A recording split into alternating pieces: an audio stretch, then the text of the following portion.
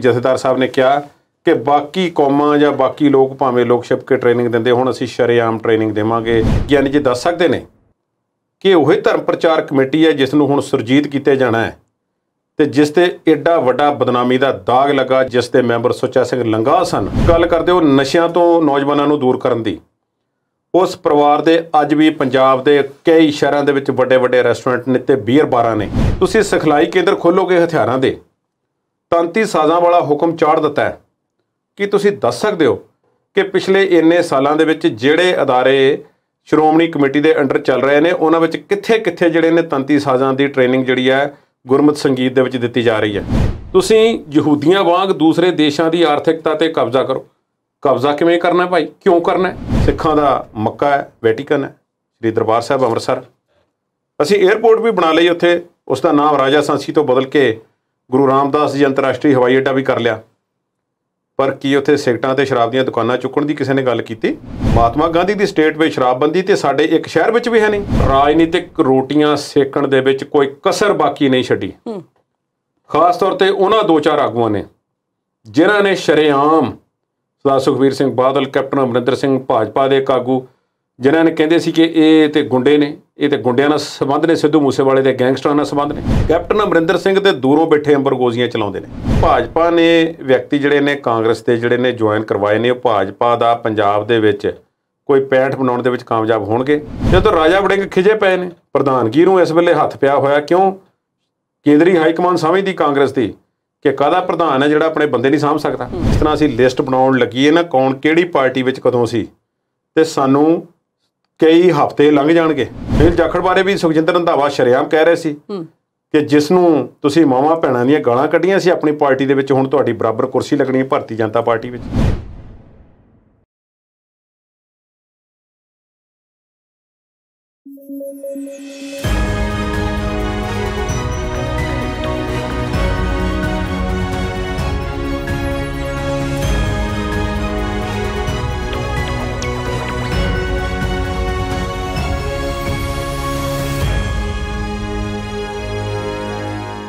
Punjabi national TV ਦੇਖ ਰਹੇ ਦਰਸ਼ਕਾਂ ਨੂੰ ਜੀ ਆਇਆਂ। ਪ੍ਰੋਗਰਾਮ ਹੈ ਜੀ ਵਿਚਾਰ ਚਰਚਾ। ਅੱਜ ਦੇ ਪ੍ਰੋਗਰਾਮ 'ਚ ਅੱਜ ਦੀਆਂ ਕੁਝ ਖਾਸ ਗੱਲਾਂ ਤੇ ਗੱਲਬਾਤ ਕਰਾਂਗੇ ਤੇ ਸਟੂਡੀਓ 'ਚ ਮੇਰੇ ਨਾਲ ਇਸ ਵੇਲੇ ਮੌਜੂਦ ਨੇ ਕੁਲਦੀਪ ਸਿੰਘ ਹੀਰ ਜੀ। ਸਤਿ ਸ਼੍ਰੀ ਅਕਾਲ ਕੁਲਦੀਪ ਜੀ, ਸਵਾਗਤ ਕਰਦੇ ਹਾਂ ਜੀ। ਸਤਿ ਸ਼੍ਰੀ ਅਕਾਲ।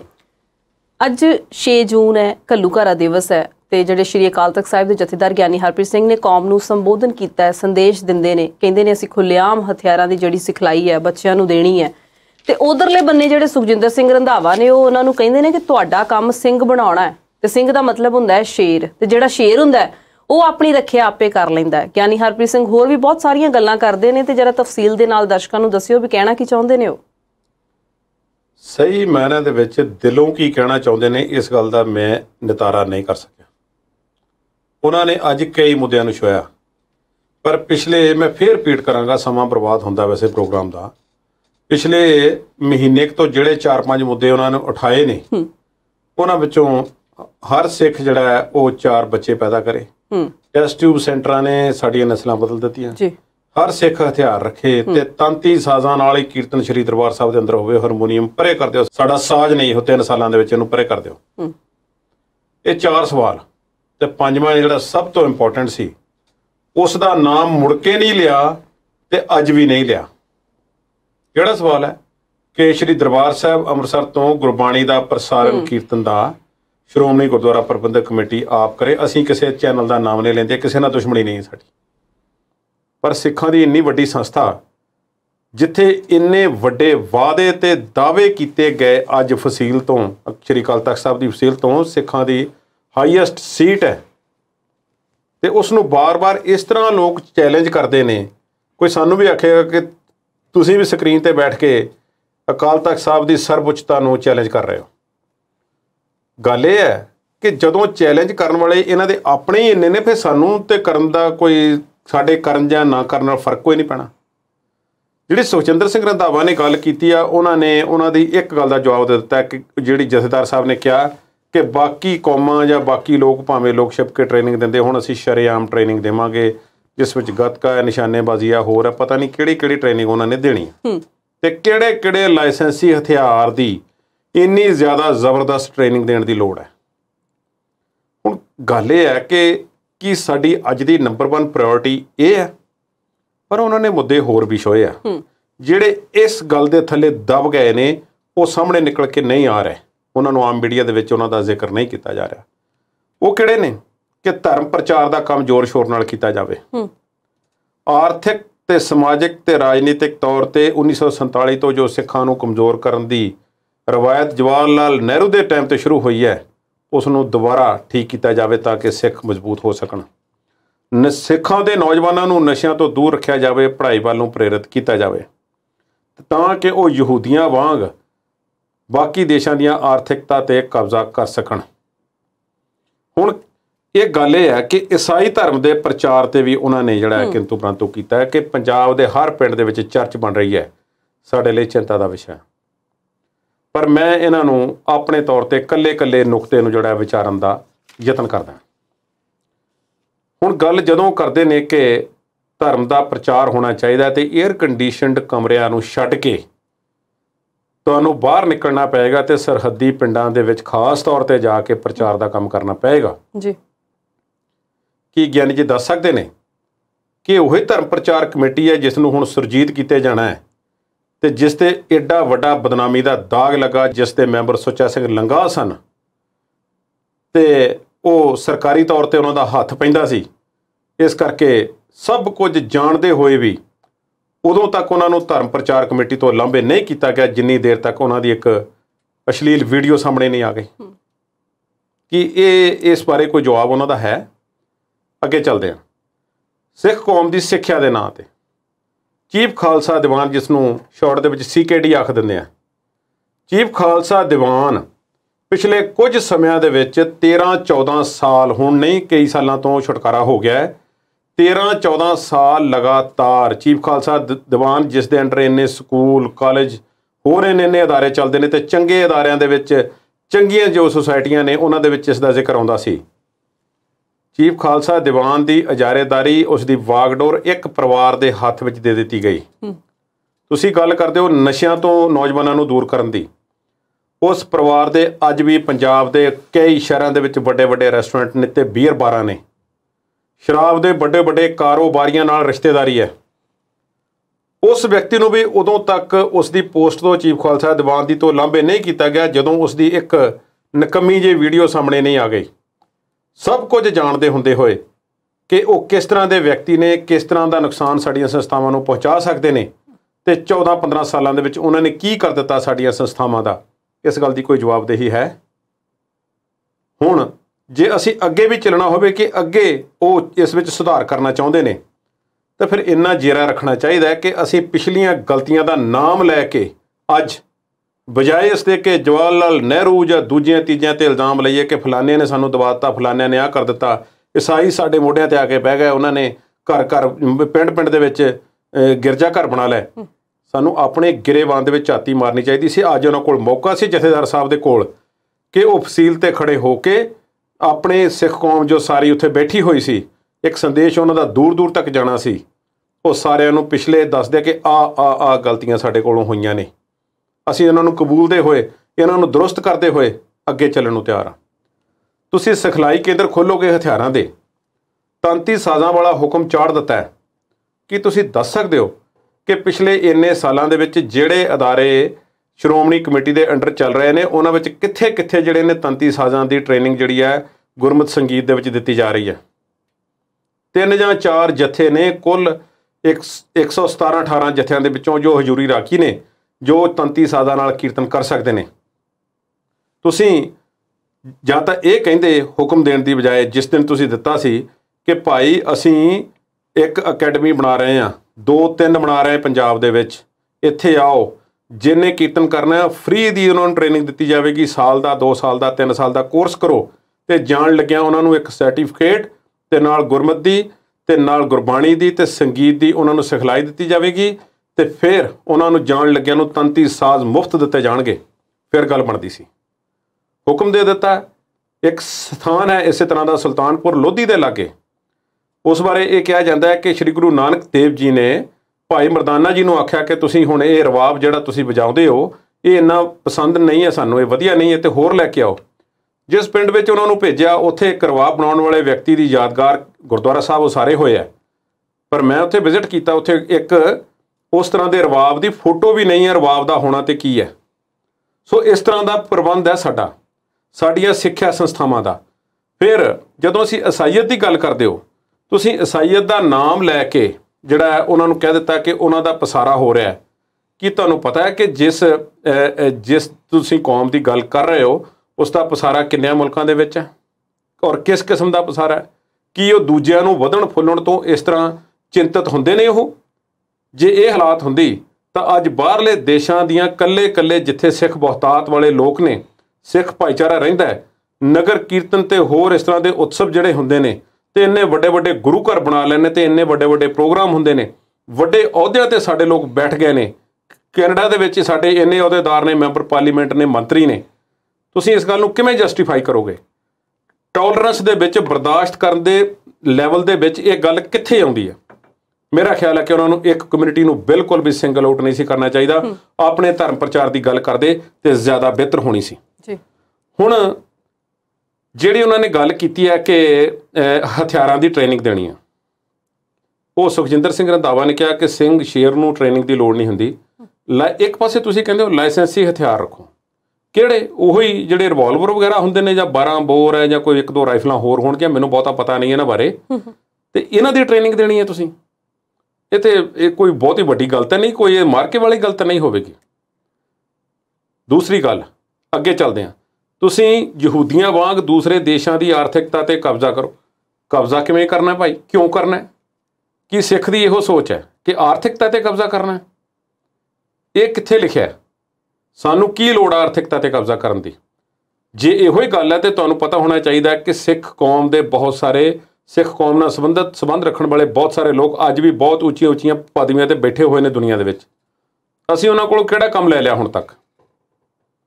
ਪਰ ਗੱਲ ਇਹ ਹੈ ਕਿ ਬਿਆਨ ਦਾਗਣੇ ਸੀ ਦਾਗ ਦਿੱਤੇ। ਜਥੇਦਾਰ ਸਾਹਿਬ ਜਿੰਨੇ ਉਹਨਾਂ ਨੇ ਗੱਲਾਂ ਕੀਤੀਆਂ ਨੇ, ਕੁਝ ਲੋਕ ਮੇਰੇ ਨਾਲ ਸਹਿਮਤ ਹੋਣਗੇ, ਪਰ ਉਹ ਠੀਕ ਹੈ ਗੱਲ।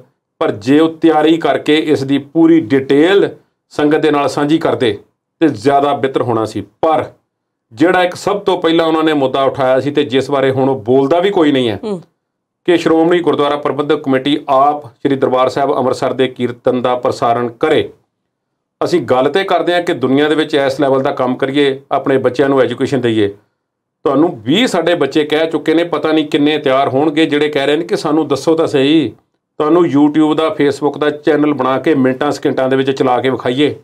ਸਾਨੂੰ ਇਜਾਜ਼ਤ ਤਾਂ ਦਿਓ। ਨਹੀਂ ਕਰ ਲਵਾਂਗੇ ਭਾਈ, ਅਸੀਂ, ਸਾਨੂੰ ਆਉਂਦਾ ਕਰਨਾ। ਸ਼੍ਰੋਮਣੀ ਕਮੇਟੀ ਵਾਲੇ ਸਰਕਾਰ ਨੇ ਜੇ ਆਫਰ ਦਿੱਤੀ ਸੀ, ਚਲੋ ਨਹੀਂ ਮੰਨੀ ਤੁਸੀਂ, ਕੋਈ ਗੱਲ ਨਹੀਂ, ਪਰ ਤੁਸੀਂ ਪਹਿਲਾਂ ਇਹ ਕੰਮ ਤੇ ਕਰੋ ਜਿੱਥੋਂ ਪ੍ਰਚਾਰ ਪ੍ਰਸਾਰ ਕਰਨਾ ਹੈ। ਉੱਥੇ ਫਿਰ ਇੱਕ ਚੈਨਲ ਬਣਾ ਲਓ, ਫਿਰ ਜੋ ਲੋਕਾਂ ਨੂੰ ਕਹਿਣਾ ਹੋਇਆ ਤੁਸੀਂ ਉਸ ਦੇ ਜ਼ਰੀਏ ਕਹਿ ਸਕਦੇ ਹੋ। ਕਿਸੇ ਇੱਕ ਪ੍ਰਾਈਵੇਟ ਚੈਨਲ ਨੂੰ ਜੋ ਤੁਸੀਂ ਇਜਾਰੇਦਾਰੀ ਦਿੱਤੀ ਹੁੰਦੀ ਆ, ਉਸ ਤੋਂ ਤਾਂ ਆਪਣਾ ਪੈਰ ਪਿਛਾਂ ਖਿੱਚੋ। ਮੇਰਾ ਖਿਆਲ ਹੈ ਕਿ ਉਹਨਾਂ ਨੇ ਗਾਂ ਦੀ ਪਲੈਨਿੰਗ ਦੱਸ ਦਿੱਤੀ ਹੈ, ਪਿਛਲੀਆਂ ਤਰੁੱਟੀਆਂ ਨੂੰ ਬਿਲਕੁਲ ਵੀ ਉਜਾਗਰ ਨਹੀਂ ਕੀਤਾ। ਭਾਂਡਾ ਜਵਾਹਰ ਲਾਲ ਨਹਿਰੂ ਤੇ ਭੰਡ ਦਿਓ, ਕਾਂਗਰਸ ਤੇ ਭੰਨ ਦਿਓ, BJP ਤੇ ਭੰਨ ਦਿਓ। ਤੁਸੀਂ ਦੇਖੋ ਕਿ ਇਹ ਸਹੁੰ ਖਾ ਕੇ ਗੱਲ ਕਹਿ ਸਕਦੇ ਨੇ ਕਿ ਜਿਨ੍ਹਾਂ ਵਿਅਕਤੀਆਂ ਦੇ ਅੱਜ ਨਾਮ ਲਏ ਨੇ, ਕੀ ਸਾਡੀ ਪੈਟਰਨ ਪਾਰਟੀ ਜਿਹੜੀ ਹੈ ਸ਼੍ਰੋਮਣੀ ਅਕਾਲੀ ਦਲ ਬਾਦਲ, ਕੀ ਇਹਨਾਂ ਨਾਲ ਜਿਨ੍ਹਾਂ ਦੀ ਉਹ ਗੱਲ ਕਰ ਰਹੇ ਨੇ ਕਦੇ ਕੋਈ ਸਾਂਝ ਨਹੀਂ ਰੱਖੇਗੀ? ਨਹੀਂ, ਇਸ ਤਰ੍ਹਾਂ ਵੀ ਨਹੀਂ ਹੋਵੇਗਾ। ਇਹ ਸਮੁੱਚੇ ਭਾਈਚਾਰੇ ਨੂੰ ਸਮਝਣ ਦੀ ਲੋੜ ਹੈ ਕਿ ਸ੍ਰੀ ਅਕਾਲ ਤਖਤ ਸਾਹਿਬ ਦੇ ਜਥੇਦਾਰ ਸਾਹਿਬ ਸਿਰਫ ਓਪਰੇ ਮਨ ਦੇ ਨਾਲ ਉਹਨਾਂ ਨੇ ਇੱਕ ਬਿਆਨ ਜਿਹਾ ਦੇ ਦਿੱਤੇ ਨੇ। ਕੋਈ ਉਹਨਾਂ ਦੇ ਕੋਲ ਕੋਈ ਇਸ ਤਰ੍ਹਾਂ ਦਾ ਪਲੈਨਿੰਗ ਜਾਂ ਬਲੂਪ੍ਰਿੰਟ ਕੁਝ ਨਹੀਂ ਹੈ। ਇਸ ਤੋਂ ਪਹਿਲਾਂ ਕਿ ਅਗਲੇ ਮੁੱਦੇ ਵੱਲ ਰੁਖ ਕਰੀਏ, ਲੈ ਲੈਣੇ ਇੱਕ ਛੋਟੀ ਜਿਹੀ ਬ੍ਰੇਕ। ਬਹੁਤ ਜਲਦ ਹਾਜ਼ਰ ਹੁੰਦੇ ਹਾਂ।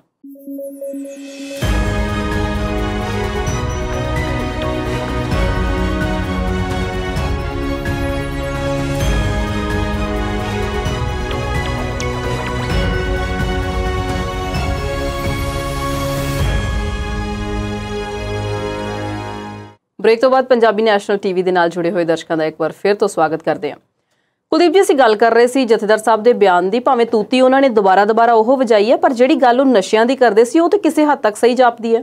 ਠੀਕ ਹੈ ਗੱਲ, ਪੰਜਾਬ ਦੇ ਨੌਜਵਾਨਾਂ ਨੂੰ ਨਸ਼ਿਆਂ ਤੋਂ ਦੂਰ ਕਰਨ ਦੀ ਲੋੜ ਹੈ।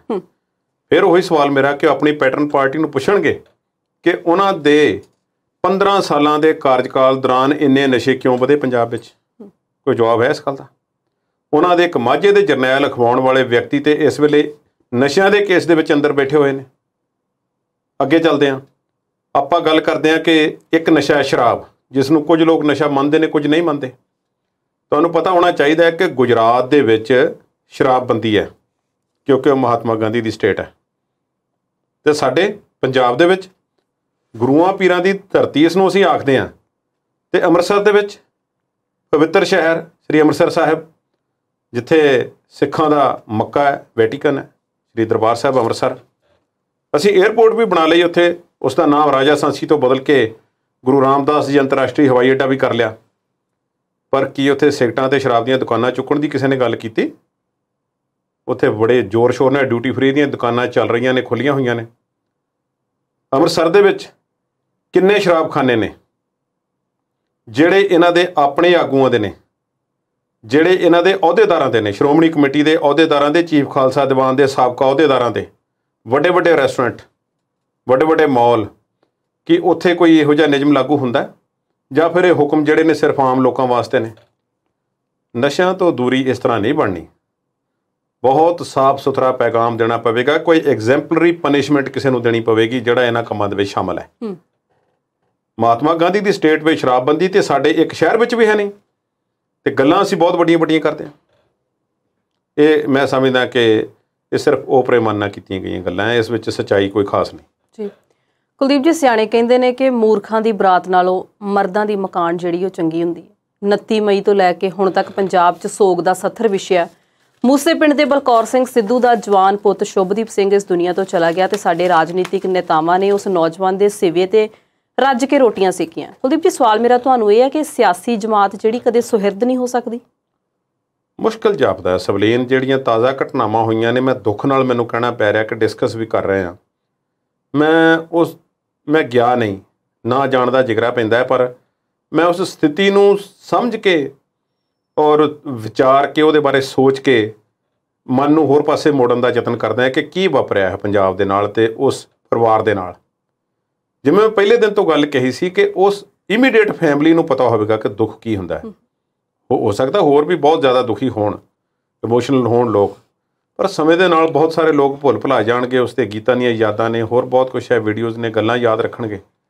ਪਰ ਅਸਲੀ ਦੁੱਖ ਤਾਂ ਮਾਪਿਆਂ ਨੂੰ ਜਿਹੜਾ ਪਿਆ ਹੈ ਨਾ।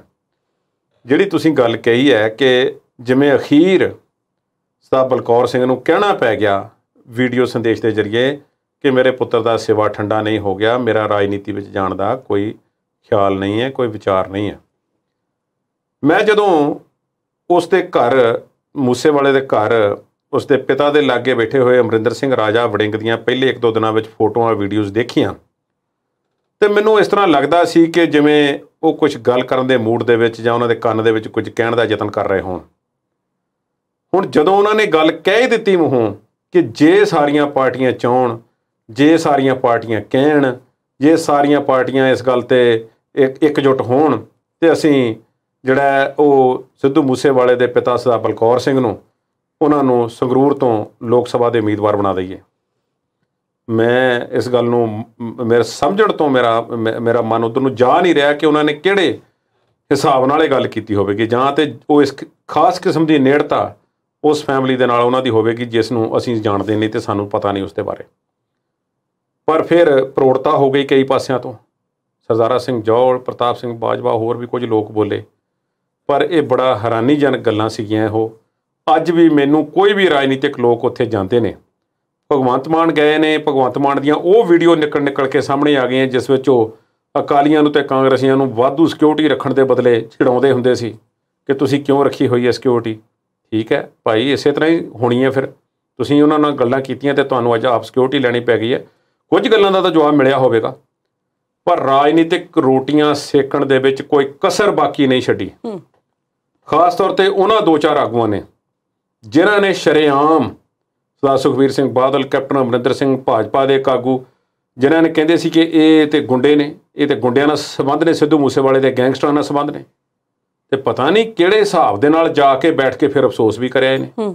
ਸ਼ਾਬਾਸ਼ ਹੈ ਉਸ ਫੈਮਿਲੀ ਦੇ ਅਤੇ ਸਿੱਧੂ ਮੂਸੇਵਾਲੇ ਦੇ ਪ੍ਰਸ਼ੰਸਕਾਂ ਦੇ ਜਿਹੜੇ ਚੁੱਪ ਰਹੇ ਨੇ, ਅਤੇ ਉਹਨਾਂ ਤੋਂ ਉਮੀਦ ਵੀ ਕਰਦੇ ਆ ਕਿ ਗਾਂ ਵੀ ਉਹ ਚੁੱਪ ਰਹਿਣਗੇ। ਕੈਪਟਨ ਅਮਰਿੰਦਰ ਸਿੰਘ ਦੇ ਦੂਰੋਂ ਬੈਠੇ ਅੰਬਰਗੋਜ਼ੀਆਂ ਚਲਾਉਂਦੇ ਨੇ। ਜਿਵੇਂ ਉਹਨਾਂ ਨੇ 4.5 ਸਾਲ ਸ਼ਾਸਨ ਕੀਤਾ ਨਾ, ਕਿ ਚੰਡੀਗੜ੍ਹ ਤੋਂ ਉਹਨਾਂ ਨੂੰ ਪਹਾੜਾਂ ਦਾ ਰਸਤਾ ਜ਼ਰੂਰ ਪਤਾ ਸੀ ਕਿ ਕਿਹੜਾ ਹਿਲ ਸਪੌਟ ਜਿਹੜਾ ਜ਼ਿਆਦਾ ਵਧੀਆ ਤੇ ਠੰਡ ਕਿੱਥੇ ਸੋਹਣੀ ਹੈ ਤੇ ਕਿੱਥੇ ਜਾ ਕੇ ਛੁੱਟੀਆਂ ਬਤੀਤ ਕਰਨੀਆਂ ਨੇ। ਤੇ ਪੰਜਾਬ ਨਹੀਂ ਬੜੇ, ਪਰ ਪੰਜਾਬ ਨਹੀਂ ਉਹ ਬੜੇ ਕਦੇ ਵੀ ਸਿਸਮਾ ਫਾਰਮ ਤੋਂ ਨਿਕਲੇ ਨੇ। ਉੱਥੋਂ ਨਿਕਲੇ ਨੇ ਤੇ ਹੁਣ ਪਟਿਆਲੇ ਚਲੇ ਗਏ ਨੇ, ਪਤਾ ਨਹੀਂ ਉੱਥੇ ਰਹਿੰਦੇ ਹੁਣ, ਪਰ ਦਿੱਲੀ ਬਹੁਤ ਗੇੜੇ ਮਾਰੇ ਨੇ। ਇੰਨਾ ਸਮਾਂ ਉਹਨਾਂ ਨੇ ਦਿੱਲੀ ਆਪਣੇ ਕਾਰਜਕਾਲ 'ਚ ਗੇੜੇ ਨਹੀਂ ਮਾਰੇ। ਖੈਰ ਇਹ ਉਹਨਾਂ ਦੀਆਂ ਆਪਣੀਆਂ ਮਜਬੂਰੀਆਂ ਨੇ।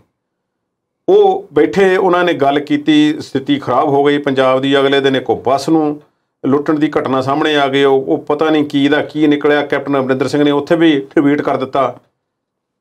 ਸਿਰਫ ਰਾਜਨੀਤਿਕ ਰੋਟੀਆਂ ਸੇਕਣ ਦਾ ਕੰਮ ਸਾਡੇ ਰਾਜਨੀਤਿਕ ਲੋਕ ਕਰ ਰਹੇ ਨੇ।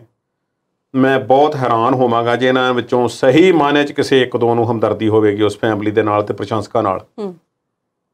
ਪਰ ਇਸ ਤਰ੍ਹਾਂ ਜਾਪਦਾ ਨਹੀਂ ਹੈ। ਸਾਡੀ ਤਰਾਸਦੀ ਹੈ ਕਿ ਸਾਨੂੰ ਸਿਰਫ ਅੱਗਾ ਦਿਸਦਾ ਹੈ ਕਿ ਅੱਗੇ ਸਾਡੀ ਲਾਈਨ ਆਫ ਐਕਸ਼ਨ ਕੀ ਹੋਣੀ ਚਾਹੀਦੀ ਹੈ। ਆਹ ਜਿਹੜਾ ਕੰਮ ਮਾੜੇ ਤੋਂ ਮਾੜਾ ਹੋਇਆ, ਚੰਗੇ ਤੋਂ ਚੰਗਾ ਹੋਇਆ, ਇਸ ਵਿੱਚੋਂ ਸਾਡਾ ਪ੍ਰੋਫਿਟ ਕਿਵੇਂ ਨਿਕਲ ਸਕਦਾ ਹੈ, ਇਹੋ ਹੀ ਦੇਖਿਆ ਗਿਆ ਹੁਣ ਤੱਕ, ਇਹੋ ਹੀ ਦੇਖਿਆ ਜਾ ਰਿਹਾ। ਅਨਫੋਰਚੂਨੇਟਲੀ ਇਹ ਸੱਚ ਹੈ ਜੀ। ਬਿਲਕੁਲ, ਰਾਜਨੀਤੀ ਕਿਸੇ ਦੀ ਸਕੀ ਵੀ ਤੇ ਨਹੀਂ ਨਾ ਹੁੰਦੀ। 117 ਚੋਂ 3 ਸੀਟਾਂ ਨੂੰ ਮਸੀਂ ਹੱਥ ਪਿਆ। ਗੱਲ ਮੈਂ ਸੁਖਬੀਰ ਕਿਆਂ ਦੀ ਕਰਨਾ ਚਾਹੁੰਦੀ ਹਾਂ। ਆਏ ਦਿਨ ਨਵੇਂ ਤੋਂ ਨਵੇਂ ਬਿਆਨ ਦਾਗਦੇ ਨੇ ਸੁਖਬੀਰ ਸਿੰਘ ਬਾਦਲ। ਜੇ ਉਹਨਾਂ ਦਾ ਫੇਸਬੁੱਕ ਅਕਾਊਂਟ ਦੇਖੀਏ ਤੇ ਤਰੀਕਾਂ ਪਾ ਕੇ ਲਿਖਿਆ, ਇੰਨੀ ਤਰੀਕ ਨੂੰ ਆਹ ਹੋਇਆ, ਇੰਨੀ ਤਰੀਕ ਨੂੰ ਆਹ ਹੋਇਆ। ਕੀ ਇਹਨਾਂ ਨੂੰ ਬਰਗਾੜੀ ਵਾਲੀ ਤਰੀਕ ਨਹੀਂ ਯਾਦ? ਕੀ ਇਹਨਾਂ ਨੂੰ ਬੁਰਜ ਜਵਾਹਰ ਸਿੰਘ ਵਾਲੀ ਤਰੀਕ ਨਹੀਂ ਯਾਦ? ਕੀ ਇਹਨਾਂ ਨੂੰ ਇਹ ਨਹੀਂ ਯਾਦ ਕਿ 7 ਸਾਲ ਹੋ ਗਏ ਨੇ ਤੇ ਅਸੀਂ ਪੰਜਾਬ ਦੇ ਲੋਕਾਂ ਨੂੰ ਇਨਸਾਫ ਨਹੀਂ ਦੇ ਸਕੇ? ਤੇ ਜੇ ਅੱਜ ਦੀ ਗੱਲ ਕਰੀਏ ਤੇ ਸ਼੍ਰੀ ਅਕਾਲ ਤਖਤ ਸਾਹਿਬ 'ਚ ਜਾ ਕੇ ਬਿਆਨ ਦਿੰਦੇ ਨੇ, ਕਹਿੰਦੇ ਨੇ ਕਿ ਪੰਥ ਨੂੰ ਹੁਣ ਇਕੱਠਾ ਹੋ ਜਾਣਾ ਚਾਹੀਦਾ। ਸੁਖਬੀਰ ਸਿੰਘ ਬਾਦਲ ਨੂੰ ਐਸੀ ਕਿਹੜੀ ਨੌਬਤ ਆ ਗਈ ਪੰਥ ਇਕੱਠਾ ਕਰਨ ਦੀਆਂ ਕੋਸ਼ਿਸ਼ਾਂ ਕਰ ਰਹੇ ਨੇ? ਗੱਲ ਇਹ ਜੀ ਕਿ ਸੁਖਬੀਰ ਸਿੰਘ ਬਾਦਲ ਦੀ ਸਟੋਰੀ ਇਹ ਹੈ ਕਿ ਜਿਹੜੀ ਵੀ ਚਾਲ ਚੱਲਦੇ ਨੇ ਨਾ, ਉੱਥੇ ਉਹਨਾਂ ਦਾ ਫਾਉਲ ਹੋ ਜਾਂਦਾ। ਮੈਂ ਉਸ ਖਿਡਾਰੀ ਵਾਂਗ ਨੇ ਜਿਹੜਾ ਉਹ ਖੇਡਦਾ ਹੈ, ਉਸ ਕੋਲੋਂ ਕੋਈ ਖਾਸ ਗੋਲ ਵਗੈਰਾ ਨਹੀਂ ਹੁੰਦੇ, ਨਾ ਉਹ ਕਿਸੇ ਨੂੰ ਪਾਸ ਦੇ ਸਕਦਾ ਹੈ, ਰੱਖਦਾ ਵੀ ਆਪਣੇ ਕੋਲ ਹੀ ਹੈ ਬਾਲ ਨੂੰ। ਤੇ ਜਦੋਂ ਕੁਝ ਤੇਜ਼ੀ ਨਾਲ ਦੌੜ ਕੇ ਕਰਨ ਲੱਗਦਾ ਹੈ, ਗਾਂਹ ਵੱਧ ਕੇ ਤੇ ਰੈਫਰੀ ਸਿਟੀ ਮਾਰ ਦਿੰਦਾ, ਭਾਈ ਪਿੱਛੇ ਉੱਡ ਜਾਓ। ਰੈਫਰੀ ਇੱਥੇ ਪੰਜਾਬ ਦੇ ਲੋਕ ਨੇ। ਪੰਜਾਬ ਦੇ ਲੋਕਾਂ ਨੇ ਉਹਨਾਂ ਨੂੰ ਲਗਾਤਾਰ 10 ਸਾਲ ਸ਼ਾਸਨ ਕਰਨ ਦਾ ਮੌਕਾ ਦਿੱਤਾ। ਸਰਦਾਰ ਪ੍ਰਕਾਸ਼ ਸਿੰਘ ਬਾਦਲ ਤੇ ਸਰਦਾਰ ਸੁਖਬੀਰ ਸਿੰਘ ਬਾਦਲ ਦੋਵੇਂ ਇੱਕੋ ਗੱਲ ਹੀ ਸੀ, ਕੋਈ ਫਰਕ ਨਹੀਂ ਸੀ। ਕੋਈ ਮੁੱਖ ਮੰਤਰੀ ਸੀ, ਕੋਈ ਡਿਪਟੀ ਮੁੱਖ ਮੰਤਰੀ ਸੀ। ਮੈਂ ਅੱਜ ਪੰਜਾਬ ਦੇ ਉਹਨਾਂ ਨੌਜਵਾਨਾਂ ਨੂੰ ਜੇ ਮੈਂ ਸਵਾਲ ਪੁੱਛਾਂ ਕਿ ਪ੍ਰਕਾਸ਼ ਸਿੰਘ ਬਾਦਲ ਦੇ ਪਹਿਲੇ ਕਾਰਜਕਾਲ ਦੌਰਾਨ ਜਿਹੜਾ ਜੋ ਕੈਪਟਨ ਅਮਰਿੰਦਰ ਸਿੰਘ ਤੋਂ ਬਾਅਦ ਬਣੇ ਸੀ ਤੇ ਦੂਸਰੇ 5 ਸਾਲ, ਇਹਨਾਂ ਵਿੱਚ ਉਹਨਾਂ ਦੇ ਸੁਖਬੀਰ ਸਿੰਘ ਬਾਦਲ ਤੋਂ ਬਿਨਾਂ ਉਪ ਮੁੱਖ ਮੰਤਰੀ ਕੌਣ-ਕੌਣ ਸਨ, ਤੇ ਸ਼ਾਇਦ ਕਿਸੇ ਨੂੰ ਨਾਂ ਵੀ ਯਾਦ ਨਾ ਹੋਵੇ। ਹਾਲਤ ਇਹ ਹੈ। ਇੰਨੀ ਵੱਡੀ ਇਜਾਰੇਦਾਰੀ, ਇੰਨੀ ਵੱਡੀ ਸੱਤਾ ਦਾ ਸੁੱਖ ਪ੍ਰਕਾਸ਼ ਸਿੰਘ ਬਾਦਲ ਹੁਣੀ ਕਹਿੰਦੇ ਸੀ ਕਿ ਇੱਕ ਵਾਰੀ ਜਦੋਂ ਕਬੱਡੀ ਦੇ ਵਰਲਡ ਕੱਪ, ਉਹ ਸੋ ਕਾਲਡ ਕਬੱਡੀ ਦੇ ਵਰਲਡ ਕੱਪ ਕਰਵਾਉਂਦੇ ਹੁੰਦੇ ਸੀ ਤੇ ਉੱਥੇ ਉਹਨਾਂ ਨੂੰ ਪੁੱਛਿਆ ਕਿਸੇ ਨੇ ਕਿ ਤੁਸੀਂ ਵੀ ਕਬੱਡੀ ਖੇਡੇ? ਉਹ ਕਹਿੰਦੇ ਜੀ ਇਹ ਕਬੱਡੀ ਕਦੇ ਨਹੀਂ ਖੇਡੀ, ਰਾਜਨੀਤਿਕ ਕਬੱਡੀ ਬਹੁਤ ਖੇਡੀ ਹੈ ਤੇ ਜਿੱਤੂ ਵੀ ਰਹੇ ਆ। ਪਰ ਇਸ ਵੇਲੇ ਜਿਸ ਤਰ੍ਹਾਂ ਦੀ ਹਾਰ ਬਾਦਲ ਪਰਿਵਾਰ ਤੇ ਸ਼੍ਰੋਮਣੀ ਅਕਾਲੀ ਦਲ ਨੂੰ ਹੋਈ ਹੈ, ਔਰ ਹੈਰਾਨੀ ਦੀ ਗੱਲ ਇਹ ਹੈ ਕਿ ਇਸੇ ਤਰ੍ਹਾਂ 6 ਮਹੀਨੇ ਹੋਰ ਹਾਲਾਤ ਚੱਲਦੇ ਰਹੇ ਤੇ ਉਹਨਾਂ ਉਮੀਦਵਾਰਾਂ ਦੇ ਲੋਕਾਂ ਨੂੰ ਨਾਂ ਨਹੀਂ ਚੇਤੇ ਰਹਿਣੇ ਜਿਹੜੇ ਕਿਸੇ ਨਾ ਕਿਸੇ ਤਰੀਕੇ ਜਿੱਤ ਕੇ 3 ਸੀਟਾਂ ਜਿੱਤ ਕੇ ਇੱਜ਼ਤ ਬਚਾ ਕੇ ਵਿਧਾਨ ਸਭਾ ਦੇ ਵਿੱਚ ਪਹੁੰਚੇ ਹੋਏ ਨੇ ਜੀ। ਇਹ ਵੀ ਸੁਣਨ ਵਿੱਚ ਆਇਆ ਸੀ ਕਿ ਮੀਟਿੰਗ ਜਿਹੜੀ ਹੋਈ ਸੀ, ਜਿੱਥੇ ਚਿੰਤਨ ਮੰਥਨ ਕਰਨਾ ਸੀ, ਉੱਥੇ ਮਨਪ੍ਰੀਤ ਸਿੰਘ ਇਜਾਲੀ ਨੇ ਕੋਈ ਸਵਾਲ ਚੱਕੇ ਤੇ ਸੁਖਬੀਰ ਸਿੰਘ ਬਾਦਲ ਕਹਿੰਦੇ ਦੇਖੋ ਜੇ ਇਹੋ ਜਿਹੀ ਗੱਲ ਹੈ ਤੇ ਮੈਂ ਪ੍ਰਧਾਨਗੀ ਪੱਕੇ ਤੌਰ ਤੇ ਛੱਡ ਦੇਣੀ, ਮੈਂ ਬਿਜ਼ਨਸ ਦੇਖਣਾ, ਆਪਣਾ ਵਪਾਰ ਦੇਖਦਾ ਤੇ ਤੁਸੀਂ ਸਾਂਭ ਲਓ ਜਨ ਸਾਂਭਣੀਆਂ। ਪਰ ਜਿਸ ਤਰ੍ਹਾਂ ਦਾ ਸਿਸਟਮ ਕ੍ਰੀਏਟ ਕਰ ਦਿੱਤਾ ਗਿਆ, ਆਮ ਤੌਰ ਤੇ ਸ਼੍ਰੋਮਣੀ ਅਕਾਲੀ ਦਲ ਦੂਜੀਆਂ ਪਾਰਟੀਆਂ ਬਾਰੇ ਇਹੋ ਹੀ ਕਹਿੰਦਾ ਰਿਹਾ ਕਿ ਇਹਨਾਂ ਵਿੱਚ ਮਾੜੀ ਜਿਹੀ ਕੋਈ ਗੜਬੜ ਹੋਵੇ ਤੇ ਦਿੱਲੀ ਨੂੰ ਆਪਣੇ ਆਕਾਂ ਨੂੰ ਪੁੱਛਣ ਜਾਂਦੇ ਆ, ਚਾਹੇ ਉਹ ਭਾਜਪਾ, ਚਾਹੇ ਆਮ ਆਦਮੀ ਪਾਰਟੀ ਤੇ ਚਾਹੇ ਕਾਂਗਰਸ ਹੈ। ਪਰ ਇੱਕ ਲੋਕਤੰਤਰਿਕ ਪ੍ਰਕਿਰਿਆ ਵੀ ਹੈ ਉਹਨਾਂ ਪਾਰਟੀਆਂ ਵਿੱਚ, ਇਸ ਗੱਲ ਨੂੰ ਸਮਝਣਾ ਪਏਗਾ। ਜੇ ਕੈਪਟਨ ਅਮਰਿੰਦਰ ਸਿੰਘ ਉਹਨਾਂ ਦੇ ਲੈਜਿਸਲੇਟਿਵ ਦਲ ਨੂੰ ਜਿਹੜਾ ਸੀ ਉਹ ਸਿਖਾਉਂਦਾ ਨਹੀਂ ਸੀ ਤੇ ਫਿਰ ਉਹਨਾਂ ਨੇ ਲਾ ਕੇ ਭਾਈ ਵਿਧਾਇਕ ਦਲ ਨੂੰ ਪੁੱਛ ਲਿਆ ਕਿ ਕਿਹੜਾ ਬਣਾਉਣਾ, ਤੇ ਚਰਨਜੀਤ ਸਿੰਘ ਚੰਨੀ ਨੂੰ ਬਣਾਤਾ।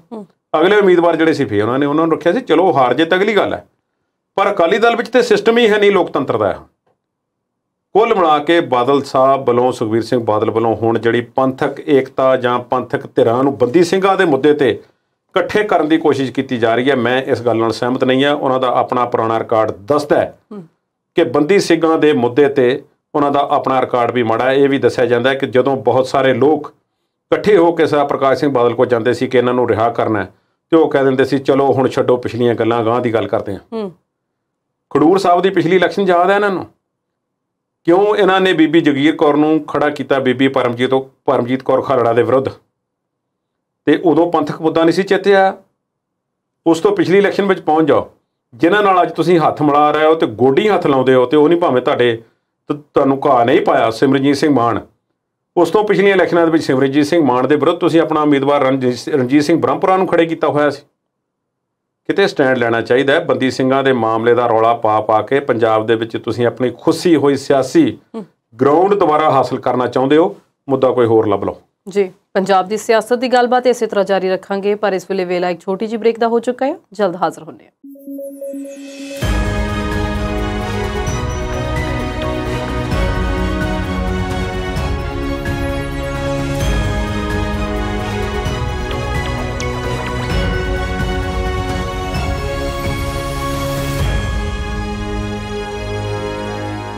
ਬ੍ਰੇਕ ਤੋਂ ਬਾਅਦ ਦਰਸ਼ਕਾਂ ਦਾ ਇੱਕ ਵਾਰ ਫਿਰ ਤੋਂ ਸਵਾਗਤ ਕਰਦੇ ਹਾਂ। ਕੁਲਦੀਪ ਜੀ, ਗੱਲ ਅਕਾਲੀਆਂ ਦੀ ਕਰ ਲਈ ਹੈ ਤੇ ਹੁਣ ਕੁਰਸੀਆਂ ਤੋਂ ਲੱਥੇ ਪੁੱਥੇ ਕਾਂਗਰਸੀਆਂ ਦੀ ਵੀ ਕਰ ਲਈ ਹੈ। ਮਗਰਾ ਭਰ ਕੇ ਭਾਜਪਾ 'ਚ ਚਲੇ ਗਏ ਤੇ ਕੈਪਟਨ ਸਾਹਿਬ ਕਹਿੰਦੇ ਬੱਲੇ, ਇਹ ਤਾਂ ਸ਼ੁਰੂਆਤ ਹੈ। ਤੇ ਜੇ ਰਾਘਵ ਚੱਡਾ ਦੀ ਗੱਲ ਕਰੀਏ ਤਾਂ ਉਹ ਕਹਿੰਦੇ ਕੂੜਾ ਇਕੱਠਾ ਹੋ ਕੇ ਤੇ ਭਾਜਪਾ ਦੇ ਕੂੜੇਦਾਨ 'ਚ ਪੈ ਗਿਆ। ਸਵਾਲ ਮੇਰਾ ਤੁਹਾਨੂੰ ਇਹ ਹੈ ਕਿ ਆਪ ਤੇ ਭਗਵੇਂ ਰੰਗ 'ਚ ਰੰਗੇ ਗਏ ਨੇ, ਭਾਜਪਾ ਨੂੰ ਹਰੀ ਭਰੀ ਰਹਿਣ ਦੇਣਗੇ ਕਿ ਨਹੀਂ? ਪਹਿਲਾਂ ਮੈਂ ਰਾਘਵ ਚੱਡਾ ਦੀ ਗੱਲ ਕਰਾਂ, ਉਹਨਾਂ ਨੂੰ ਇਹ ਵੀ ਯਾਦ ਰੱਖਣਾ ਚਾਹੀਦਾ ਕਿ ਚੋਣਾਂ ਤੋਂ ਪਹਿਲਾਂ ਉਹਨਾਂ ਨੇ ਵੀ, ਜੇ ਕੂੜਾ ਹੀ ਹੈ ਉਹਨਾਂ ਦੇ ਲਫ਼ਜ਼ਾਂ ਮੁਤਾਬਕ, ਮੈਂ ਨਹੀਂ ਕਹਿੰਦਾ, ਕਿਸੇ ਵਿਅਕਤੀ ਵਿਸ਼ੇਸ਼ ਨੂੰ ਮੈਂ ਕੂੜਾ ਨਹੀਂ ਕਹਿ ਸਕਦਾ, ਵੀ ਜੇ ਉਹ ਸਮਝਦੇ ਨੇ ਕਿ ਕੂੜਾ ਇਕੱਠਾ ਹੋ ਕੇ ਉੱਧਰ ਚਲਾ ਗਿਆ, ਤੇ ਇਹਨਾਂ ਨੇ ਵੀ ਬਥੇਰਾ ਕੂੜਾ ਇਕੱਠਾ ਕਰ ਲਿਆ। ਇਸ ਤਰ੍ਹਾਂ ਇੱਧਰ ਕਈ ਨਾਮ ਹੈਗੇ ਆ। ਫਿਰ ਚਲੋ, ਹੁਣ ਭਾਜਪਾ ਨੂੰ ਕੀ ਫਾਇਦਾ ਹੋਵੇਗਾ ਤੇ ਉਹਨਾਂ ਬੰਦਿਆਂ ਨੂੰ ਕੀ ਫਾਇਦਾ ਹੋਵੇਗਾ, ਮੈਂ ਕੈਲਕੂਲੇਸ਼ਨ ਦੀ ਗੱਲ ਮੈਂ ਤੁਹਾਡੇ ਨਾਲ ਸਾਂਝੀ ਕਰਾਂਗਾ। ਜੇ ਪਿਛਲੀਆਂ ਕੁਝ ਸਮੇਂ ਦਾ ਅਸੀਂ ਹਿਸਾਬ ਲਾ ਲਈਏ, ਪੰਜਾਬ ਨੇ ਜਿਹੜੇ ਰੰਗ ਤੇ ਤੇਵਰ ਵਿਖਾਏ ਨੇ, ਇਹ ਗੱਲ ਸਾਬਤ ਹੋ ਗਈ ਹੈ ਕਿ ਪੰਜਾਬੀਆਂ ਨੇ ਸੋਚ ਨੂੰ ਵੋਟ ਪਾਉਣੀ ਹੈ, ਨਾ ਕਿ ਕਿਸੇ ਵਿਅਕਤੀ ਵਿਸ਼ੇਸ਼ ਨੂੰ। ਹਾਂ, ਉਸ ਵਿਅਕਤੀ ਵਿਸ਼ੇਸ਼ ਦੀ ਸੋਚ ਉਹ ਹੋ ਸਕਦੀ ਹੈ ਜੋ ਇਸ ਵਾਰੀ ਭਗਵੰਤ ਮਾਨ ਦੇ ਨਾਲ ਸੀ, ਇਸ ਵਿੱਚ ਕੋਈ ਸ਼ੱਕ ਨਹੀਂ। ਤੇ ਕੀ ਹੋਇਆ ਫਿਰ? ਉਹਨਾਂ ਨੇ ਉਮੀਦਵਾਰ ਨਹੀਂ ਦੇਖੇ। ਮੇਰਾ ਖਿਆਲ ਹੈ ਕਿ ਸ਼੍ਰੋਮਣੀ ਅਕਾਲੀ ਦਲ ਵੱਲੋਂ ਬਿਕਰਮ ਸਿੰਘ ਮਜੀਠੀਆ ਤੇ ਕਾਂਗਰਸ ਵੱਲੋਂ ਨਵਜੋਤ ਸਿੰਘ ਸਿੱਧੂ ਤੋਂ ਮਜ਼ਬੂਤ ਉਮੀਦਵਾਰ ਕੋਈ ਨਹੀਂ ਸੀ ਆਪੋ ਆਪਣੇ ਹਲਕਿਆਂ ਦੇ ਵਿੱਚ। ਦੋਵੇਂ ਕਿੰਨੀ ਬੁਰੀ ਤਰ੍ਹਾਂ ਹਾਰੇ ਨੇ, ਤੇ ਬੀਬੀ ਜੀਵਨਜੋਤ ਕੌਰ ਬਾਜੀ ਵੀ ਜਿੱਤ ਗਈ ਹੈ। ਪ੍ਰਕਾਸ਼ ਸਿੰਘ ਬਾਦਲ ਤੋਂ ਵੱਡਾ ਨਾਮ ਕਿਹੜਾ ਹੈ ਪੰਜਾਬ ਦੀ ਸਿਆਸਤ ਵਿੱਚ ਪਿਛਲੇ 52-53 ਸਾਲ ਤੋਂ? ਸੁਖਬੀਰ ਸਿੰਘ ਬਾਦਲ, ਕੈਪਟਨ ਅਮਰਿੰਦਰ ਸਿੰਘ, 10-10, 15-15, 17-17 ਸਾਲ ਰਹਿਣ ਵਾਲੇ ਮੁੱਖ ਮੰਤਰੀ ਰਜਿੰਦਰ ਕੌਰ ਭੱਠਲ ਵੀ ਕੋਈ ਲੱਭਿਆ ਨਹੀਂ ਥਿਆਉਂਦਾ। ਕਾਰਨ ਇਹ ਹੈ ਕਿ ਲੋਕਾਂ ਨੇ ਇੱਕ ਸੋਚ ਨੂੰ ਵੋਟ ਪਾਈ ਹੈ। ਉਹ ਸਹੀ ਹੋਵੇ ਗਲਤ ਹੋਵੇ ਇੱਕ ਵੱਖਰਾ ਇਸ਼ੂ ਹੈ, ਪਰ ਇਹ ਹੈ ਅਸਲੀਅਤ ਇਹ ਹੋਈ ਹੈ। ਹੁਣ ਭਾਜਪਾ ਨੂੰ ਕੀ ਹਾਸਲ ਹੋਵੇਗਾ? ਕੀ ਜਿਹੜੇ ਭਾਜਪਾ ਨੇ ਵਿਅਕਤੀ ਜਿਹੜੇ ਨੇ ਕਾਂਗਰਸ ਦੇ ਜਿਹੜੇ ਨੇ ਜੁਆਇਨ ਕਰਵਾਏ ਨੇ, ਉਹ ਭਾਜਪਾ ਦਾ ਪੰਜਾਬ ਦੇ ਵਿੱਚ ਕੋਈ 65 ਬਣਾਉਣ ਦੇ ਵਿੱਚ ਕਾਮਯਾਬ ਹੋਣਗੇ? ਰੱਦ ਦੀ ਗੱਲ ਹੈ ਕਿ ਹਰਜੀਤ ਗਰੇਵਾਲ ਚੁੱਪ ਨੇ, ਜਿਨ੍ਹਾਂ ਨੇ ਭਾਜਪਾ ਦਾ ਭਾਵੇਂ ਉਹ ਚੰਗੇ ਚਾਹੇ ਮਾੜੇ ਕਿਸਾਨ ਅੰਦੋਲਨ ਦੌਰਾਨ ਉਹਨਾਂ ਨੂੰ ਜੋ ਮਰਜ਼ੀ ਕਿਸੇ ਨੇ ਕਿਹਾ ਹੋਵੇ, ਅਸੀਂ ਵੀ ਕਿਹਾ ਹੋਵੇਗਾ, ਪਰ ਗੱਲ ਇਹ ਹੈ ਕਿ ਉਹ ਇੱਕੋ ਜਗ੍ਹਾ ਟਿਕੇ ਰਹੇ ਨੇ। ਸ਼ਾਬਾਸ਼ ਵੀ ਮਿਲ ਰਹੀ ਸੋਸ਼ਲ ਮੀਡੀਆ ਤੇ, ਲੋਕ ਕਹਿੰਦੇ ਹਰਜੀਤ ਗਰੇਵਾਲ ਤੇ ਅੱਜ ਮਾਣ ਮਹਿਸੂਸ ਹੋ ਰਿਹਾ ਸਾਨੂੰ। ਬਿਲਕੁਲ। ਤੇ ਉਧਰ ਰਾਜਾ ਵੜਿੰਗ ਖਿਜੇ ਪਏ ਨੇ, ਪ੍ਰਧਾਨਗੀ ਨੂੰ ਇਸ ਵੇਲੇ ਹੱਥ ਪਿਆ ਹੋਇਆ। ਕਿਉਂ? ਕੇਂਦਰੀ ਹਾਈਕਮਾਨ ਸਮਝਦੀ ਕਾਂਗਰਸ ਦੀ ਕਿ ਕਾਹਦਾ ਪ੍ਰਧਾਨ ਹੈ ਜਿਹੜਾ ਆਪਣੇ ਬੰਦੇ ਨਹੀਂ ਸਾਂਭ ਸਕਦਾ। ਉਹਨਾਂ ਨੂੰ ਆਪਣਾ ਫਿਕਰ ਪਿਆ ਹੋਇਆ, ਪਰ ਕਾਂਗਰਸ ਕੋਲ ਇਸ ਵੇਲੇ ਚੁਆਇਸ ਵੀ ਨਹੀਂ ਹੈ। ਕਾਂਗਰਸ ਦੀ ਇਹ ਤਰਾਸਦੀ ਵੀ ਰਹੀ ਹੈ ਕਿ ਇੱਕੋ ਵੇਲੇ ਇੱਕ ਅਹੁਦੇ ਦੇ, ਜਦੋਂ ਤੋਂ ਕੈਪਟਨ ਅਮਰਿੰਦਰ ਸਿੰਘ ਲੱਥੇ ਨੇ ਗੱਦੀਓਂ, ਉਸ ਤੋਂ ਪਹਿਲਾਂ ਕੋਈ ਚੈਲੰਜ ਨਹੀਂ ਸੀ ਉਹਨਾਂ ਨੂੰ ਪੰਜਾਬ ਦੇ ਵਿੱਚ ਮੁੱਖ ਮੰਤਰੀ ਦੀ ਸੀਟ ਵਾਸਤੇ, ਪਰ ਕਾਂਗਰਸ ਦੀ ਪ੍ਰਧਾਨਗੀ ਵਾਸਤੇ ਤੇ ਹੁਣ ਗਾਂ ਵਾਸਤੇ ਉਹ ਮੁੱਖ ਮੰਤਰੀ ਦੇ ਅਹੁਦੇ ਦੇ ਉਮੀਦਵਾਰੀ ਵਾਸਤੇ ਹਮੇਸ਼ਾ ਜ਼ੋਰਦਾਰ ਤਰੀਕੇ ਨਾਲ ਲੱਤਾਂ ਖਿੱਚੀਆਂ ਜਾਣਗੀਆਂ ਇੱਕ ਦੂਸਰੇ ਦੀਆਂ। ਇੱਕ ਸੀਟ ਵਾਸਤੇ, ਇੱਕ ਅਹੁਦੇ ਵਾਸਤੇ 10-10 ਉਮੀਦਵਾਰ ਹੋਣਗੇ, ਜੋ ਦੂਸਰੀਆਂ ਪਾਰਟੀਆਂ ਵਿੱਚ ਇਸ ਤਰ੍ਹਾਂ ਇੰਨਾ ਜ਼ਿਆਦਾ ਨਹੀਂ ਹੈ ਉੱਥੇ ਵੀ, ਪਰ ਇੰਨਾ ਜ਼ਿਆਦਾ ਨਹੀਂ। ਪਰ ਭਾਜਪਾ ਨੂੰ ਕੀ ਹਾਸਲ ਹੋਣਾ? ਇੱਕ ਭਾਜਪਾ ਦੇ ਵਿੱਚ ਇਸ ਵੇਲੇ ਸਾਬਕਾ ਮੈਂਬਰ ਪਾਰਲੀਮੈਂਟ ਜਿਹੜੇ ਨੇ ਹਰਿੰਦਰ ਸਿੰਘ ਖਾਲਸਾ ਨੇ, ਮੈਂ ਉਹਨਾਂ ਦੀ ਉਦਾਹਰਨ ਦਿੰਦਾ। ਕਦੇ ਅਕਾਲੀ ਸੀ, ਫਿਰ ਉਹ ਆਮ ਆਦਮੀ ਪਾਰਟੀ ਵਿੱਚ ਸ਼ਾਮਲ ਹੋ ਗਏ, ਫਿਰ ਉਹ ਕਹਿੰਦੇ ਕਿ ਮੈਨੂੰ ਭਗਵੰਤ ਮਾਨ ਕੋਲੋਂ ਸ਼ਰਾਬ ਦਾ ਮੁਸ਼ਕ ਆਉਂਦਾ ਤੇ ਮੇਰੀ ਸੀਟ ਬਦਲੀ ਕਰ ਦਿਓ ਲੋਕ ਸਭਾ ਦੇ ਵਿੱਚ, ਮੈਂ ਲਾਗੇ ਨਹੀਂ ਬੈਠਣਾ। ਤੇ ਇਸ ਵੇਲੇ ਭਾਰਤੀ ਜਨਤਾ ਪਾਰਟੀ ਵਿੱਚ ਸ਼ਾਮਲ ਨੇ, ਕਿਸਾਨ ਅੰਦੋਲਨ ਵੇਲੇ ਤੇ ਸ਼ਾਮਲ ਹੋ ਗਏ ਉਹਨੇ। ਨਾ ਕੋਈ ਬੋਲੇ ਨਾ ਚੱਲੇ, ਸ਼ਰਾਬ ਦਾ ਮੁਸ਼ਕ ਵੀ ਨਹੀਂ ਆਉਂਦਾ, ਹੁਣ ਕੁਛ ਵੀ ਨਹੀਂ ਹੁੰਦਾ, ਤੇ ਨਾ ਕਿਸਾਨਾਂ ਦੇ ਹੱਕ ਦੀ ਗੱਲ, ਨਾ ਪੰਜਾਬ ਦੇ ਹੱਕ ਦੀ ਗੱਲ, ਚੁੱਪ ਗੜੁੱਪ। ਸ੍ਰੀ ਹਰਗੋਬਿੰਦਪੁਰ ਤੋਂ ਇੱਕ ਕਾਂਗਰਸ ਦੇ ਵਿਧਾਇਕ ਅੱਜ ਕਾਂਗਰਸ ਵਿੱਚ, ਕੱਲ੍ਹ ਨੂੰ ਭਾਜਪਾ ਵਿੱਚ, ਹਫ਼ਤੇ ਬਾਅਦ ਫਿਰ ਕਾਂਗਰਸ ਵਿੱਚ, 4 ਦਿਨਾਂ ਬਾਅਦ ਫਿਰ ਭਾਜਪਾ ਵਿੱਚ। ਮੇਰਾ ਖਿਆਲ ਹੈ ਕਿ ਇਸ ਤਰ੍ਹਾਂ ਅਸੀਂ ਲਿਸਟ ਬਣਾਉਣ ਲੱਗੀਏ ਨਾ, ਕੌਣ ਕਿਹੜੀ ਪਾਰਟੀ ਵਿੱਚ ਕਦੋਂ ਸੀ, ਤੇ ਸਾਨੂੰ ਕਈ ਹਫ਼ਤੇ ਲੰਘ ਜਾਣਗੇ। ਮੈਂ ਇਹ ਕਹਿਣਾ ਚਾਹੁੰਦਾ ਕਿ ਪੰਜਾਬ ਦੇ ਵਿੱਚ ਇਹ ਕੈਲਕੂਲੇਸ਼ਨ ਨਹੀਂ ਚੱਲਣੀ। ਭਾਰਤੀ ਜਨਤਾ ਪਾਰਟੀ ਨੂੰ ਇਹ ਗੱਲ ਸਮਝਣੀ ਪੈਣੀ ਹੈ। ਹਾਂ, ਇੱਕ ਹਵਾ ਜੀ ਜੇ ਉਹ ਬਣਾਉਣੀ ਚਾਹੁੰਦੇ ਨੇ ਕਿ ਦੇਖੋ ਫਲਾਨਾ ਵੀ ਆ ਰਿਹਾ, ਫਲਾਨਾ ਵੀ ਆ ਰਿਹਾ। ਇਹ ਹਵਾ ਤੇ ਉਹਨਾਂ ਨੇ ਬੰਗਾਲ ਵਿੱਚ ਵੀ ਬਣਾਈ ਸੀ, ਪੰਜਾਬ ਵਿੱਚ ਵੀ ਪਹਿਲਾਂ ਬਣਾਈ ਸੀ। ਪੰਜਾਬ ਵਿੱਚ ਚੋਣਾਂ ਤੋਂ ਪਹਿਲਾਂ ਵੀ ਕਾਫੀ ਗਏ ਸੀ ਭਾਜਪਾ ਵਿੱਚ। ਬਿਲਕੁਲ, ਸਿੱਖ ਚਿਹਰੇ ਲੱਭ ਇਹਨਾਂ ਨੇ ਸ਼ਾਮਲ ਕੀਤੇ। ਬਿਲਕੁਲ, ਤੇ ਬਣਿਆ ਤੇ ਕੁਝ ਨਾ। ਸੋ ਇਸ ਕਰਕੇ ਭਾਜਪਾ ਦੀ ਜਿਹੜੀ ਆਈਡੀਓਲੋਜੀ ਵੀ ਆ, ਜੋ ਉਹਨਾਂ ਦੀ ਸਿਧਾਂਤਕ ਜਿਹੜੀਆਂ ਉਹਨਾਂ ਦੀਆਂ ਗੱਲਾਂ ਨੇ, ਜੋ ਉਹਨਾਂ ਦਾ ਕੰਸਟੀਟਿਊਸ਼ਨ ਹੈ, ਜਿਸ ਦੇ ਆਧਾਰ ਤੇ ਰਾਈਟ ਵਿੰਗ ਪੋਲੀਟਿਕਸ ਉਹਨਾਂ ਨੇ ਕਰਨੀ ਹੁੰਦੀ ਹੈ, ਮੈਨੂੰ ਲੱਗਦਾ ਨਹੀਂ ਕਿ ਇਹ ਲੋਕ ਜਿਹੜੇ ਇੰਨਾ ਸਮਾਂ ਦੂਸਰੀਆਂ ਪਾਰਟੀਆਂ ਵਿੱਚ ਰਹੇ ਹੋਣਗੇ ਉੱਥੇ ਜਾ ਕੇ ਕਿਸੇ ਤਰੀਕੇ ਫਿੱਟ ਬੈਠਣਗੇ। ਔਰ ਹੈਰਾਨੀ ਦੀ ਗੱਲ ਇਹ ਵੀ ਹੈ ਕਿ ਜਿੰਨੇ ਲੋਕ ਦਲ ਬਦਲੂ ਅਸੀਂ ਹੁਣ ਤੱਕ ਦੇਖੇ ਨੇ, ਇਹਨਾਂ ਨੂੰ ਬਿਲਕੁਲ ਵੀ ਪਰਵਾਹ ਕਰਨੀ ਉਹਨਾਂ ਨੇ ਛੱਡ ਦਿੱਤੀ ਹੈ ਕਿ ਕਿਹੜੇ ਮੌਕੇ ਤੇ ਅਸੀਂ ਕਿਹੜੀ ਸਟੇਜ ਤੇ, ਕਿਹੜੀ ਵੀਡੀਓ ਵਿੱਚ, ਕਿਹੜੀ ਇੰਟਰਵਿਊ 'ਚ, ਕਿਹੜੀ ਬਹਿਸ ਦੇ ਵਿੱਚ ਅਸੀਂ ਦੂਸਰਿਆਂ ਨੂੰ ਕੀ ਆਖਿਆ ਹੋਵੇਗਾ। ਪਰਵਾਹ ਕਰਨ ਦੀ ਲੋੜ ਨਹੀਂ ਹੈ ਭਾਈ, ਜਿਹੜੀ ਪਾਰਟੀ ਵਿੱਚ ਜਾਣਾ ਜਾਓ, ਕੋਈ ਇਹੋ ਜਿਹੀ ਗੱਲ ਨਹੀਂ, ਇਹ ਕੰਮ ਚੱਲਦੇ ਰਹਿੰਦੇ ਨੇ ਜੀ। ਸੁਨੀਲ ਜਾਖੜ ਬਾਰੇ ਵੀ ਸੁਖਜਿੰਦਰ ਰੰਧਾਵਾ ਸ਼ਰੇਆਮ ਕਹਿ ਰਹੇ ਸੀ ਕਿ ਜਿਸ ਨੂੰ ਤੁਸੀਂ ਮਾਵਾਂ ਭੈਣਾਂ ਦੀਆਂ ਗਾਲਾਂ ਕੱਢੀਆਂ ਸੀ ਆਪਣੀ ਪਾਰਟੀ ਦੇ ਵਿੱਚ, ਹੁਣ ਤੁਹਾਡੀ ਬਰਾਬਰ ਕੁਰਸੀ ਲੱਗਣੀ ਹੈ ਭਾਰਤੀ ਜਨਤਾ ਪਾਰਟੀ ਵਿੱਚ। ਇਸ ਤਰ੍ਹਾਂ ਦੇ ਪਤਾ ਨਹੀਂ ਕਿੰਨੀਆਂ ਉਦਾਹਰਨਾਂ ਹੋਣਗੀਆਂ, ਜੱਫੀਆਂ ਪੈ ਜਾਂਦੀਆਂ ਨੇ, ਸਭ ਕੁਝ ਹੋ ਜਾਂਦਾ, ਭੁੱਲ ਭੁਲਾ ਦਿੱਤਾ ਜਾਂਦਾ। ਪਰ ਭਾਰਤੀ ਜਨਤਾ ਪਾਰਟੀ ਨੂੰ ਇਸ ਤਰ੍ਹਾਂ ਪੰਜਾਬ ਵਿੱਚ ਫਾਇਦਾ ਹੋਣ ਵਾਲਾ ਨਹੀਂ ਹੈ। ਪਰ ਮੈਨੂੰ ਦੁੱਖ ਹੁੰਦਾ ਹੈ ਜਦੋਂ ਕਹਿੰਦੇ ਨੇ ਕਿ ਅਸੀਂ ਤੇ ਪੰਜਾਬ ਦੀ ਸੇਵਾ ਕਰਨੀ ਚਾਹੁੰਦੇ ਹਾਂ ਤੇ ਇਸ ਕਰਕੇ ਅਸੀਂ ਇਸ ਪਾਰਟੀ ਵਿੱਚ ਆਏ ਹਾਂ। ਭਾਈ ਜੀ, ਸੇਵਾ ਨਹੀਂ ਕਰਨੀ ਚਾਹੁੰਦਾ, ਬਹੁਤ ਥੋੜ੍ਹੇ ਨੇ ਸੇਵਾ ਕਰਨ ਵਾਲੇ। ਜੇ ਸੇਵਾ ਕਰਨ ਵਾਲੇ ਇੰਨੇ ਹੁੰਦੇ ਗਿਣਤੀ ਦੇ ਵਿੱਚ ਤੇ ਪੰਜਾਬ ਦਾ ਇਹ ਹਾਲ ਨਾ ਹੁੰਦਾ ਜੀ। ਇਹ ਰਾਜਨੀਤੀ, ਇਹਦੇ ਵਿੱਚ ਬਿਲਕੁਲ ਨਫੇ ਦਾ ਹੀ ਸੌਦਾ ਕੀਤਾ ਜਾਂਦਾ। ਕੁਲਦੀਪ ਜੀ, ਜਦੋਂ ਕੋਈ ਅਣਸੁਖਾਵੀ ਘਟਨਾ ਵਾਪਰਦੀ ਹੈ ਤੇ ਪਹਿਲਾ ਬਿਆਨ ਆਉਂਦਾ ਹੈ ਜੀ, ਅਸੀਂ ਇਸ ਘਟਨਾ ਦੀ ਜਾਂਚ CBI ਤੋਂ ਚਾਹੁੰਦੇ ਹਾਂ, ਅਸੀਂ ਇਸ ਘਟਨਾ ਦੀ ਜਾਂਚ NIA ਤੋਂ ਚਾਹੁੰਦੇ ਹਾਂ, ਅਸੀਂ ਇਸ ਘਟਨਾ ਦੀ ਜਾਂਚ ਹਾਈ ਕੋਰਟ ਦੇ ਸਿਟਿੰਗ ਜੱਜ ਤੋਂ ਚਾਹੁੰਦੇ ਹਾਂ। ਸਵਾਲ ਮੇਰਾ ਤੁਹਾਨੂੰ ਇਹ ਹੈ ਕਿ ਗੱਲ ਤੇ ਕੇਂਦਰੀ ਏਜੰਸੀਆਂ ਤੋਂ ਜਾਂਚ ਦੀ ਮੰਗ ਕਰਨੀ ਕਿੰਨੀ ਕੁ ਜਾਇਜ਼ ਹੈ? ਇਹ ਸਾਡੇ ਰਿਵਾਜ ਬਣ ਚੁੱਕਾ ਹੈ ਕਿ ਅਸੀਂ ਜਦੋਂ ਵੀ ਕਿਸੇ ਪਾਰਟੀ ਦੀ ਸਰਕਾਰ ਬਣੀ ਹੋਵੇ ਤੇ ਅਸੀਂ ਵਿਰੋਧੀ ਧਿਰ ਵਿੱਚ ਹੋਈਏ ਤੇ ਫਿਰ ਅਸੀਂ ਮੰਗ ਰੱਖਣੀ ਹੈ। ਸੁਖਬੀਰ ਸਿੰਘ ਬਾਦਲ ਦੀ ਮੰਗ ਤੇ ਅਲੱਗ ਹੁੰਦੀ ਸਾਰਿਆਂ ਤੋਂ। ਉਹ ਕਹਿੰਦੇ ਕਿ ਜਾਂਚ ਤੇ ਕਰਵਾਉਣੀ, ਫਲਾਣੇ ਤੋਂ ਕਰਵਾ ਦਿਓ, ਆਹ ਕਰਾ ਦਿਓ, ਸਰਕਾਰ ਨੂੰ ਭੰਗ ਕਰ ਦਿਓ, ਸਰਕਾਰ ਨੂੰ ਬਰਖਾਸਤ ਕਰ ਦਿਓ, ਨਕੰਮੀ ਸਰਕਾਰਾਂ ਨੂੰ ਲਾ ਦਿਓ, ਅਸਤੀਫਾ ਦੇ ਦੇਵੇ, ਆਹ ਹੋ ਜਾਵੇ। ਚਲੋ, ਕੌਣ ਸੁਣਦਾ ਹੈ? ਅੱਗੇ ਚੱਲਦੇ ਹਾਂ ਕਿ CBI ਤੋਂ ਜਾਂਚ ਕਰਵਾ ਦਿਓ, NIA ਤੋਂ ਕਰਵਾ ਦਿਓ। ਇਹ ਗੱਲਾਂ ਅਸੀਂ ਪਿਛਲੇ ਕਿੰਨੇ ਦਿਨਾਂ ਵਿੱਚ ਸੁਣੀਆਂ ਨੇ। ਖੈਰ, ਸਰਦਾਰ ਬਲਕੌਰ ਸਿੰਘ ਸਿੱਧੂ ਤੇ ਸਿੱਧੂ ਮੂਸੇਵਾਲੇ ਦੇ ਮਾਤਾ ਜੀ, ਉਹਨਾਂ ਦੇ ਹੋਰ ਇਮੀਡੀਏਟ ਫੈਮਿਲੀ ਬਹੁਤ ਦੁਖੀ ਨੇ ਇਸ ਵਕਤ। ਸਮਾਂ ਲੱਗੇਗਾ ਉਹਨਾਂ ਦੇ ਜ਼ਖਮ ਭਰਨੇ ਨੂੰ, ਪਰ ਉਹਨਾਂ ਦੀ ਸੋਚ ਇਸ ਵੇਲੇ ਜਿਹੜੀ ਹੈ ਉਹ ਸ਼ਾਇਦ ਉਹ ਇਸ ਗੱਲੋਂ ਗੁੱਸੇ ਵਿੱਚ ਵੀ ਹੋਣਗੇ ਕਿ ਸਾਡੇ ਪੁੱਤਰ ਦਾ ਕਿਸੇ ਨਾਲ ਕੀ ਰੋਸਾ ਸੀ, ਕੀ ਦੁਸ਼ਮਣੀ ਸੀ ਜਿਹੜਾ ਉਸ ਨੂੰ ਮਾਰ ਦਿੱਤਾ ਗਿਆ, ਤੇ ਉਹ ਚਾਹੁੰਦੇ ਨੇ ਕਿ ਦੋਸ਼ੀਆਂ ਨੂੰ ਜਲਦ ਤੋਂ ਜਲਦ ਫੜਿਆ ਜਾਵੇ ਜੀ। ਇਸੇ ਚੱਕਰ 'ਚੋਂ ਅਮਿਤ ਸ਼ਾਹ ਨੂੰ ਮਿਲੇ ਨੇ ਤੇ ਜਦੋਂ ਗਜਿੰਦਰ ਸਿੰਘ ਸ਼ੇਖਾਵਤ ਆਏ ਨੇ ਉਹਨਾਂ ਦੇ ਕੋਲ, ਭਾਰਤੀ ਜਨਤਾ ਪਾਰਟੀ ਦੇ ਮੰਤਰੀ, ਤੇ ਉਹਨਾਂ ਨੂੰ ਵੀ ਉਹਨਾਂ ਨੇ ਕਿਹਾ ਕਿ ਗ੍ਰਹਿ ਮੰਤਰੀ ਸਾਹਿਬ ਨੂੰ ਮੇਰਾ ਸੁਨੇਹਾ ਦੇ ਦਿਓ। ਖੈਰ, ਸੁਨੇਹਾ ਪਹੁੰਚ ਗਿਆ, ਪਰ ਸਿਟਿੰਗ ਜੱਜ ਤੋਂ ਜਾਂਚ ਦੀ ਉਹਨਾਂ ਨੇ ਮੰਗ ਕੀਤੀ ਸੀ। ਤੇ ਮੈਂ ਹੁਣ ਥੋੜ੍ਹਾ ਜਿਹਾ ਮੁੜਾਂ ਕਿ ਬਾਕੀ ਕੌਣ ਚਾਹੁੰਦਾ ਹੈ। ਪ੍ਰਤਾਪ ਸਿੰਘ ਬਾਜਵਾ ਕਹਿੰਦੇ ਨੇ ਕਿ ਉਹ CBI ਤੋਂ ਜਾਂਚ ਹੋਵੇ। ਮੈਂ ਹੈਰਾਨ ਹਾਂ ਕਿ ਜੇ ਜਾਂਚ ਦੀ ਗੱਲ ਹੈ, CBI ਕਰ ਦੇਵੇ ਜਾਂਚ, ਠੀਕ ਹੈ, ਪਰ ਤੁਹਾਨੂੰ ਆਪਣੀ ਕਿਸੇ ਹੋਰ ਵੀ ਜਾਂਚ ਏਜੰਸੀ 'ਤੇ ਜਿਹੜਾ ਹੈ ਉਹ ਕੋਈ ਉਹਨਾਂ 'ਤੇ ਯਕੀਨ ਨਹੀਂ ਹੈ। ਤੇ CBI ਦੇ ਬਾਰੇ ਜੇ ਅਸੀਂ ਉਸ ਦਾ ਰਿਕਾਰਡ ਫੋਲ ਕੇ ਦੇਖ ਲਈਏ ਤੇ ਹੁਣ ਤੱਕ ਕਿੰਨੀਆਂ CBI ਦੀਆਂ ਜਾਂਚਾਂ ਹੋਈਆਂ ਤੇ ਉਹਨਾਂ ਵਿੱਚੋਂ ਕੀ ਸਾਡੇ ਪੱਲੇ ਪਿਆ। ਹਾਂ, CBI ਦੇ ਜੱਜ ਜਿਹੜੇ ਨੇ, ਇੱਕ ਜਗਦੀਪ ਸਿੰਘ, ਜਿਨ੍ਹਾਂ ਨੇ ਰਾਮ ਰਹੀਮ ਨੂੰ ਚੰਗੀ ਤਰ੍ਹਾਂ ਫਸਾਇਆ, ਟੰਗਿਆ, ਉਮਰ ਕੈਦ ਦੀ ਸਜ਼ਾ ਦਿੱਤੀ ਹੈ, ਉਹ ਕੇਸ ਹੈ। ਹੋਰ ਇਸ ਤਰ੍ਹਾਂ ਦੇ ਹੋਣਗੇ, ਪਰ ਓਵਰਆਲ ਕੋਈ ਸਥਿਤੀ ਬਹੁਤੀ ਵਧੀਆ ਨਹੀਂ ਹੈ। ਮੰਗ ਕਰੀ ਜਾਣੀ, ਰਾਜਨੀਤਿਕ ਆਪਣਾ ਪਹਿਲੂ ਰੱਖ ਕੇ, ਇਹ ਸਿਰਫ ਇਸ ਦੇ ਵਿੱਚ ਕੁਝ ਹੋਰ ਨਜ਼ਰ ਨਹੀਂ ਆਉਂਦਾ। ਮੰਗ ਰੱਖੀ ਜਾਂਦੇ ਨੇ, ਪਰ ਉਸ ਦੇ ਪਿੱਛੇ ਜਿਹੜੀ ਕੋਈ ਕਹਾਣੀ ਹੈ ਵੀ ਅਸੀਂ ਕਿਉਂ ਮੰਗ ਕਰ ਰਹੇ ਹਾਂ ਤੇ ਉਹਦੇ ਕੋਲੋਂ ਕਰਵਾ ਦਿਓ, ਉਹਦੇ ਕੋਲੋਂ ਕਰਵਾ ਦਿਓ, ਕਿਸੇ ਇੱਕ ਤੇ ਤਾਂ ਤੁਹਾਨੂੰ ਇਤਬਾਰ ਹੋਵੇ। ਜਦੋਂ ਤੁਹਾਡੀ ਆਪਣੀ ਸਰਕਾਰ ਹੁੰਦੀ ਹੈ ਉਦੋਂ ਪੰਜਾਬ ਪੁਲਿਸ ਵੀ ਠੀਕ ਹੈ, ਵਿਜੀਲੈਂਸ ਵੀ ਠੀਕ ਹੈ, ਇੰਟੈਲੀਜੈਂਸ ਵੀ ਠੀਕ ਹੈ, CID ਵੀ ਠੀਕ ਹੈ, ਤੇ ਜਦੋਂ ਨਾ ਹੋਵੇ ਤੇ ਫਿਰ ਚਲੋ CBI ਕੋਲ, ਚਲੋ ਉਹਦੇ ਕੋਲ। ਹੁਣ ਇਸ ਤਰ੍ਹਾਂ ਦੇ ਤੁਸੀਂ ਦੇਖੋ, ਬਰਗਾੜੀ ਦਾ ਕਾਂਡ, ਬਹਿਬਲ ਕਲਾਂ ਗੋਲੀ ਕਾਂਡ, ਕੋਟਕਪੂਰਾ, ਸਾਰਿਆਂ ਦੀ ਜਾਂਚ ਕਿੰਨੀਆਂ ਕਮੇਟੀਆਂ ਕਰ ਚੁੱਕੀਆਂ ਨੇ, ਅੱਜ ਤੱਕ ਸਾਡੇ ਪੱਲੇ ਕੀ ਪਿਆ। ਇਹ ਗੱਲਾਂ ਮਾੜੀਆਂ ਨੇ। ਇਹ ਸਿਰਫ ਰਾਜਨੀਤਿਕ ਤੌਰ ਤੇ ਬਿਆਨ ਨਹੀਂ ਦੇਣੇ ਚਾਹੀਦੇ, ਥੋੜ੍ਹਾ ਸਥਿਤੀ ਨੂੰ ਵੀ ਵੇਖਣਾ ਚਾਹੀਦਾ।